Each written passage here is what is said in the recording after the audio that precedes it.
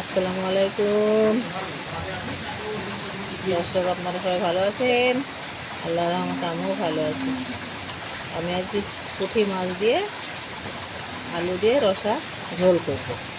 এই যে পেস্ট করা মশলা দিয়ে সঙ্গে নিয়েছি, আর পেঁয়াজ কাটা, মরিচ কাটা, হলুদের গুঁড়ো, লবণ সব জোগাড় করে নিয়ে চলে এসেছি।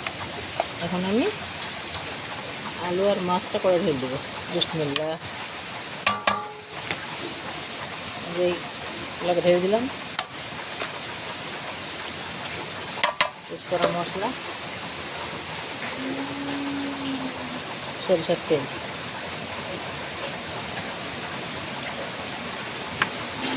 সুন্দর করে নেড়ে নেড়ে মাখিয়ে নেব। এত সুন্দর করে মাখিয়েছি, সেন বেড়াচ্ছে, মনে হচ্ছে এখনই মুখে দিয়ে দিই,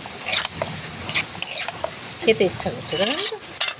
এখন আমি একটু পানি ঢেলে দেবো, একটু ঝোল রাখবো তো। এই যে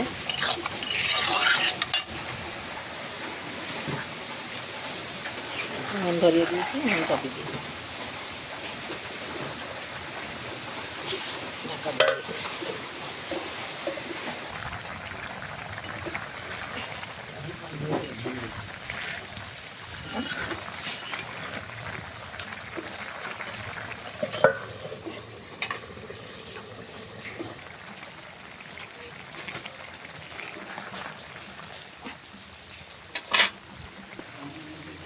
আলু মাছের রসা তরকারি আমার রেডি। রসা মানে একটু ঝোল।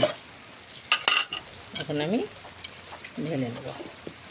আপনারা ভিডিওটা পুরো দেখেন, লাইক কমেন্ট শেয়ার করেন, নতুন হলে আমার চ্যানেলটি সাবস্ক্রাইব করেন, ফেসবুকে আছে আপনারা ফলো করেন। ভালো থাকেন, সুস্থ থাকেন, সুন্দর থাকেন। আবার দেখা হবে পরের ভিডিওতে। আল্লাহ হাফেজ।